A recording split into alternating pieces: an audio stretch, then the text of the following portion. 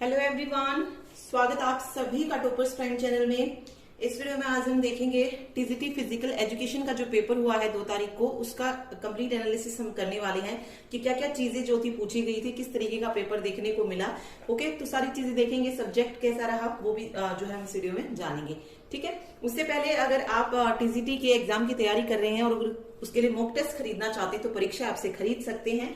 उन mock test को खरीदने के लिए आप टॉपर्स 50 कोड यूज कर सकते हैं, जिसपे आपको 50% का ऑफ मिल जाएगा।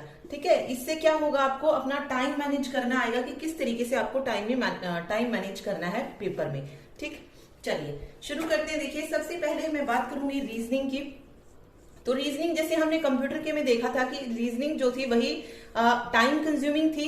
15 क्वेश्चन आप बहुत इजीली कर सकते हैं, लेकिन 5 क्वेश्चन आपको ऐसे मिलेंगे जहां पे आप कोई लॉजिक अप्लाई ही नहीं कर पाएंगे या बहुत ज्यादा टाइम वो क्वेश्चंस जो है आपका ले लेंगे। ठीक है, चाहे वो सिटिंग अरेंजमेंट का हो, क्योंकि सिटिंग अरेंजमेंट भी 4 या 5 बंदों की सीटिंग अरेंजमेंट नहीं दे रहे हैं, 8-8 बंदों की जो सीटिंग अरेंजमेंट है उसके अकॉर्डिंग 5-5 लाइंस का क्वेश्चन जो है एग्जाम में दिया जा रहा है। ओके, तो सीटिंग अरेंजमेंट कुछ इस तरीके से आ रही है, टाइम कंज्यूमिंग है। बाकी नॉर्मल क्वेश्चन जैसे ओके, मैं डिफिकल्टी बता देती हूँ, फिर बाकी नॉर्मल ही रह जाएंगे। डिफिकल्टी में अगर मैं बात करूं तो सीरीज कुछ इस तरीके की दी जा रही है, आप चाहे कितना दिमाग लगा लीजिए, वो सीरीज के क्वेश्चन जो है अल्फाबेटिकल सीरीज के, वो हम वहां से टैकल ही नहीं कर पा रहे हैं कि एक्चुअल में पूछा मतलब कौन सा लॉजिक जो है हम उस अल्फाबेटिकल सीरीज में अप्लाई करें, या फिर कोडिंग डिकोडिंग है जैसे, तो किसका कोड क्या है, किस तरीके से उसको लगाया गया है वो समझ नहीं आ रहा है। तो अल्फाबेटिकल सीरीज के सारे ही क्वेश्चन ऐसे देखने को मिले हैं। इसके अलावा सीटिंग अरेंजमेंट टाइम कंज्यूमिंग है। बाकी 15 क्वेश्चन ऐसे हैं जो आप कर सकते हैं। ठीक है, तो रीजनिंग में आप 15 क्वेश्चंस इजीली अटेम्प्ट कर सकते हैं। 5 में आप अपना टाइम वेस्ट नहीं कीजिएगा और आगे बढ़ जाइएगा।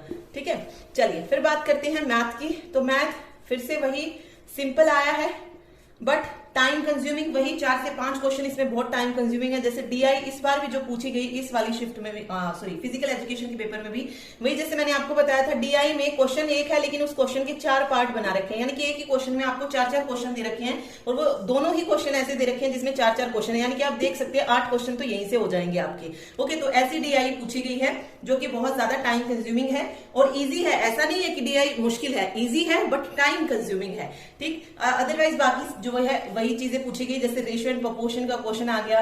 ठीक है, मेंचुरेशन के क्वेश्चन आ रहे हैं 2 से 3। कंप्यूटर में भी जो है मेंचुरेशन के 2 से 3 देखने को मिले थे। इस फिजिकल एजुकेशन में भी मेंचुरेशन से 2 से 3 क्वेश्चन जो है आए हैं। ठीक है, रेशो आया है। इसके अलावा प्रॉफिट एंड लॉस आया है, सिंपल इंटरेस्ट, कंपाउंड इंटरेस्ट ये पूछा गया।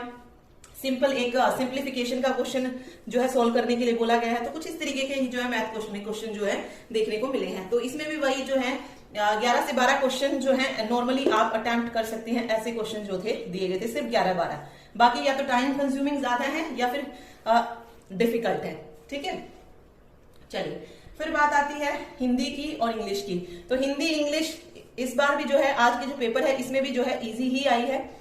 इंग्लिश में जो है एंटोनिम और सिनोनिम जो आए हैं वो भी इजी ही पूछे गए थे। जैसे एक जो याद था वो बता देती हूँ मैं, इनकरेज का पूछा गया था, पता नहीं ये एंटोनिम पूछा गया सिनोनिम, बट आया जरूर था ये। ठीक है, इसके अलावा इसमें वही पैसेज आ रहा है, या जो भी पैरा जंबल होते हैं सेंटेंस जिसमें अरेंज करने होते हैं वो पूछे गए हैं 2 मार्क्स में, ये 5 नंबर का हो जाएगा। ठीक है, फिर 2-2 नंबर की ये हो जाएंगी। 1 वर्ड सब्सटीट्यूशन आ रहा है, इडियम फ्रेज हो गई, 1 वर्ड 1 मार्क्स का, इडियम फ्रेज 2 नंबर की। तो इस तरीके से जो है पूछा जा रहा है। तो इंग्लिश हिंदी आप कर सकते हैं, बिल्कुल वही लेवल है जैसे कि पीजीटी में देखने को मिला था। इनफैक्ट उससे थोड़ा सा इजी ही है हिंदी इंग्लिश। ठीक है, हिंदी में वही, हिंदी में अगर मैं बात करूं तो संधि पूछी गई, समास पूछे गए हैं। ओके, इसके अलावा वाक्य था, संयुक्त वाक्य, मिश्र वाक्य में से ये चूज करना होता है कि इसमें कौन सा वाक्य सरल वाक्य है, मिश्रित, या वो आपको क्वेश्चन दिया होता है कि कौन सा वाक्य हमें बताना है। ठीक है, तो ऐसा देखने को मिला। तत्सम तद्भव नहीं पूछा गया था। ठीक है, विराम चिन्ह वगैरह भी आपको देखना है। विराम चिन्ह के कंप्यूटर की शिफ्ट में 2 क्वेश्चन थे और आज भी जो थे 2 ही क्वेश्चन थे शायद। ठीक है, बट एक तो आ ही रहा है चिन्ह से रिलेटेड कि चिन्ह को जो है हमें कहां पर लगाना है, तो ये चिन्ह से रिलेटेड वहां पे देखने को क्वेश्चन मिलता है। ठीक है, तो ये जो था ये हो गया हिंदी इंग्लिश। अब जो लास्ट हमारा बचता है वो है जनरल अवेयरनेस। जनरल अवेयरनेस में देख लेते हैं कि क्या क्या जो था पूछा गया, क्या क्या क्वेश्चंस जो थे यहां से देखने को मिले। तो देखिए, क्वेश्चन जो मिला वो मिला यूएस ओपन 2020। ध्यान से पढ़िएगा, 2020 पूछा गया कि यूएस ओपन 2020 किसने जीता। ठीक है, 2020 के बारे में पूछा गया। ठीक, दूसरा आर्टिकल पूछा गया था, गवर्नर से रिलेटेड था कुछ, तो अनुच्छेद जो है पूछा गया। तो अनुच्छेद जितने भी इंपॉर्टेंट है, गवर्नर है, राष्ट्रपति है, सब पढ़ के जाइएगा। उसके अलावा परतों से रिलेटेड पूछा गया, और मैं ये नहीं कहूंगी कि अगले में आर्टिकल ही पूछा जाएगा, नहीं। इन्होंने क्या किया, इससे पहले वाला जो पेपर था उसमें संशोधन पूछ लिया, इसमें आर्टिकल पूछ लिया, इसमें संशोधन नहीं पूछा है। तो अलग अलग टॉपिक्स जो है वो रख रहे हैं, ठीक है, सेम नहीं आ रहा है सब में। परतों से रिलेटेड, सोम मंडल से रिलेटेड कुछ था क्वेश्चन, एग्जैक्ट क्वेश्चन नहीं पता है, बट एक आइडिया मैं आपको दे रही हूँ। चौथा क्वेश्चन जो था वो था खिलाड़ी और खेल को मिलाना। जैसे खिलाड़ी का नाम दिया गया था, एक ही नाम मुझे याद है, दीपिका कुमारी था। तीरंदाजी इसके यहाँ पे दिया, तीरंदाजी नहीं, शूटिंग दिया गया था, शूटिंग। और एक और नाम था, फिर बताना था कि इनमें से कौन सा ट्रू फॉल्स है। मींस वही कथन वाले क्वेश्चंस थे जिसमें हमें ट्रू फॉल्स में मतलब फंसा दिया गया।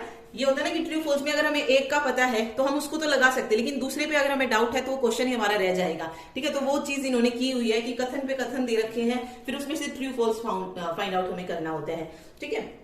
चलिए, एक जो था फरवरी में करंट अफेयर आया था, यहाँ से फरवरी में कोई स्कीम आई होगी, तो स्कीम पूछी गई थी कि वो स्कीम किस राज्य की थी, ठीक है।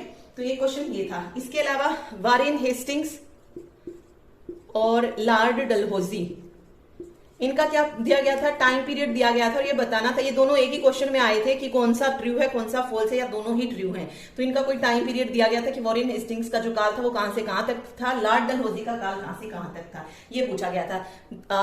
अगला क्वेश्चन जो पूछा गया वो था ओणम के त्योहार से, यानी कि मैंने आपको बोला ही था ओणम त्योहार था, और एक और त्योहार था, वही इसमें मतलब दो ही क्वेश्चन जो थे एक साथ कर दिए। तो वही मतलब वही चीज कर रखी है कि क्वेश्चन 20 आते हैं, लेकिन हमें आंसर जो है 30 से 35 क्वेश्चन का आंसर हमसे पूछा जाता है। तो वो चीज हो रखी है। इसमें क्या होता है ना, हमें डाउट भी होता है, क्योंकि मान लीजिए एक क्वेश्चन हमें आता है, दूसरा नहीं आता है, तो फिर दूसरे में फंस जाती है कि आंसर क्या लगाए हम, ठीक है। तो वो चीज हो रखी है। बहुत ही वैसा पेपर जो है इन्होंने बना रखा है, बट क्या कर सकते हैं अभी। चलिए, ये तो हो गया जनरल पेपर की बात। तो जनरल पेपर में सिर्फ आपको टाइम मैनेज करना है अपना, और कहीं से कुछ भी पूछा जा रहा है, मैं ये नहीं कहूंगी कि ये पढ़ के जाइए ये पढ़ के जाइए, क्योंकि आपने देख भी लिया है, कभी कुछ पूछ रहे हैं कभी कुछ, लेकिन फिर भी आप जो जो चीजें पढ़ सकते हैं, जैसे आर्टिकल पढ़ के जा सकते हैं, लास्ट टाइम आप रिवाइज कर सकते हैं इनको, अमेंडमेंट जो भी है संशोधन वो पढ़ सकते हैं, ठीक है। ओके, इसके अलावा सारे उत्सव पढ़ लीजिएगा, त्योहार, क्योंकि ये त्योहार वाला तो है हर एक शिफ्ट में ही देखने को मिल रहा है। तो उत्सव त्योहार जरूर पढ़िएगा सभी के, ठीक है। मतलब जिस जिस राज्य के जो भी त्योहार मनाए जाते हैं वो सारे जो आप कवर करके जाइएगा। करंट अफेयर से फिर अब वो कुछ भी पूछ सकते हैं, जैसे यहाँ पे 2020 से पूछ लिया, कंप्यूटर में 2016 से रिलेटेड क्वेश्चन पूछ रहा है, ठीक है। तो कोई तुक नहीं बन रहा है, या तो 2021 से ही पूछ लेता, ठीक है। तो मेन चीजें आप जो पढ़ सकते हैं वो पढ़िए, अदरवाइज पैनिक मत होइए। जो चीज आपने पढ़ी हुई है जस्ट उनको रिवाइज करिए और आप आगे बढ़िए, ठीक है। क्योंकि देखिए, अगर अनएक्सपेक्टेड चीजें होंगी वो किसी एक बंदे के लिए नहीं होंगी, वो सभी के लिए ही होंगी, और फिर उससे फायदा यही होगा कि जो कट ऑफ होगी वो ज्यादा हाई नहीं जाएगी, उनका जो कट ऑफ जो रहेगी वो फिर कम ही रहेगी, ठीक है। तो ये फायदा जो है उसमें हो सकता है। सब्जेक्ट की अगर मैं बात करूं तो सब्जेक्ट जो था ये मतलब बच्चों के अकॉर्डिंग जो था वही डिफिकल्ट था, जिस तरीके से कंप्यूटर के बच्चों को लगा कि अनएक्सपेक्टेड था, पता नहीं क्या पूछ लिया गया था। सेम सब्जेक्ट की बात यहाँ पर भी मैं करूंगी कि जो आज के फिजिकल एजुकेशन का जिन्होंने पेपर दिया है उनको भी यही लगा कि पता नहीं क्या पूछा गया था, हमारे सब्जेक्ट से कुछ नहीं आया था, बाकी सब कुछ आया हुआ था। ओके, तो कुछ क्वेश्चन जो यहाँ पे पूछे गए जो उन्हें इजी लगे वो सिर्फ वो बता रही हूँ जो बच्चों को याद रहे। जैसे टेबल टेनिस की लंबाई पूछी गई थी, इनपुट डिवाइस पूछ लिया गया, ठीक है। शॉर्टकट पूछी गई एमएस माइक्रोसॉफ्ट ऑफिस से रिलेटेड, एमएस वर्ड से रिलेटेड थी आई थिंक। ओके, इसके अलावा एटीपी की फुल फॉर्म पूछी थी, हॉकी में क्वार्टर पूछा था कितने टाइम का होता है। तो कुछ ये चीजें जो थी ये मैंने आपको बता दी हैं, बट उनके लिए भी सब्जेक्ट की अगर मैं बात करूं जिनका आगे एग्जाम है वो बच्चे अगर देखेंगे तो सब्जेक्ट जो था वही डिफिकल्ट ही रहा है, ठीक है। कुछ बच्चे होंगे जिनको थोड़ा सा सही लगा होगा, वैसे जिन्होंने थोड़ा और ज्यादा डिटेल में पढ़ा होगा तो बेबी उनको थोड़ा सब्जेक्ट सही लगा हो। अदरवाइज 80 to 90% बच्चों को जो है सब्जेक्ट कैसा लगा है, डिफिकल्ट ही लगा है। और उनके लिए यही था कि बताने पेपर जो था वो कहां से पूछा गया था, किस तरीके का पेपर पूछा गया था, अजीब ही था। ओके, तो ये है सेकंड का। तो आगे जो पेपर होंगे ऑब्वियस है वो भी थोड़े से अनएक्सपेक्टेड होंगे, लेकिन जो चीजें आपको आती हैं आप उनको अच्छे से कवर कीजिए, ठीक है। नई चीजों पे सीखने पे मत जाइए कि हम इसके अकॉर्डिंग पढ़ लें कि हमें ये अनएक्सपेक्टेड चीजें आ रही है तो मैं इन चीजों को कवर कर लेता हूं, नहीं, क्योंकि उसमें हो सकता है कुछ और पैटर्न रख दे वो। तो बेटर है आपने जो अभी पढ़ा हुआ है सिर्फ आप उस पर फोकस कीजिए एंड उसी को जो है आप अच्छे से रिवाइज कीजिए। अपना टाइम जो है बचाना सीखिए कि किस तरीके से आप टाइम को मैनेज कर सकते हैं, ज्यादा से ज्यादा प्रैक्टिस कीजिए, ठीक है। कुछ नया पढ़ने पे मत जाइए, क्योंकि अगर आप नया पढ़ेंगे तो आप पुराने को भी भूलेंगे ही भूलेंगे उस चक्कर में, ठीक है। Okay, thank you so much.